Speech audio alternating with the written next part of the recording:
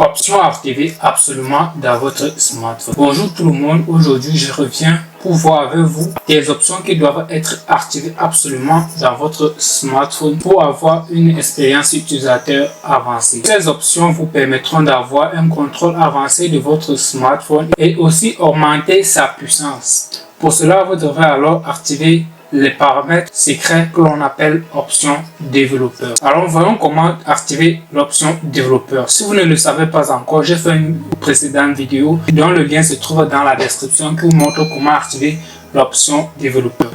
Mais avant, n'hésitez pas de liker la vidéo si elle vous plaît, vous abonner et activer la cloche de notification pour ne manquer aucune de mes prochaines vidéos.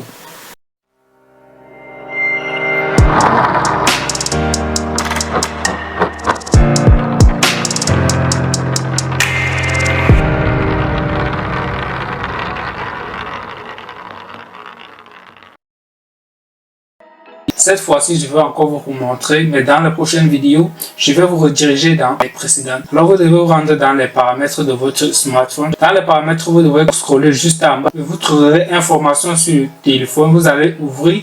Chez moi, c'est ici en haut, vous devez l'ouvrir et puis vous allez trouver à propos du téléphone. Et à propos du téléphone, vous allez ouvrir, vous aurez les informations concernant votre smartphone. Parmi ces informations, vous devez repérer version de build ou version du noyau. Chez moi, c'est version Mi. Vous devez cliquer dessus 7 fois de suite pour que vous ayez la petite notification qui va vous dire que vous êtes désormais développeur. Alors vous allez cliquer jusqu'à vous aurez ceci inutile, vous êtes déjà un développeur. Vous allez scroller donc juste en bas et vous verrez l'option développeur qui va apparaître. Dans le cas où vous utilisez un smartphone Xiaomi, vous devez donc vous rendre dans les paramètres supplémentaires et vous allez trouver option développeur. Alors, qu'est-ce que nous allons faire avec l'option développeur? Vous devrez l'ouvrir. Dans cette option développeur, nous allons augmenter la vitesse d'animation de notre smartphone. Pour ce faire, dans l'option développeur déjà activée, n'activez rien d'autre de ce que je vais vous montrer dans cette vidéo. Vous allez scroller juste en bas là et vous allez trouver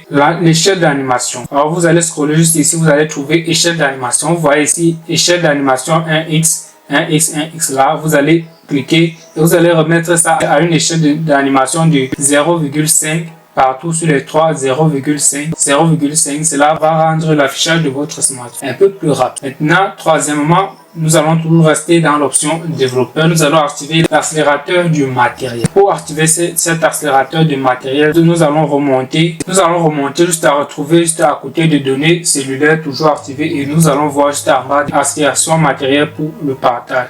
Vous devez l'activer. Cette option accélère votre processeur lorsque votre smartphone est surchargé ou est en train de partager de lourdes données avec d'autres appareils. D'autres options à activer, nous allons limiter le nombre d'applications fonctionnant en arrière-plan. Si vous vivez souvent des scènes d'applications à cesser de fonctionner ou un écran qui plante à chaque clic, c'est cette option-ci qu'il faut activer pour réduire le nombre d'applications qui tournent en arrière-plan dans votre smartphone. Alors, nous allons scroller juste en bas pour activer cette fonctionnalité. Alors, vous allez retrouver juste ici en bas de ne pas conserver les activités. Dans la catégorie applications, nous allons retrouver limite du processus en arrière-plan. Vous allez cliquer dessus. Vous pouvez choisir juste au moins ces 3 processus en arrière-plan si vous n'utilisez pas plusieurs applications à la fois. Dans ces cas, vous devrez utiliser un smartphone plus performant que ce que vous avez qui plante actuellement ou qui ne fonctionne pas très bien. Et si vous avez un smartphone déjà très bien performant,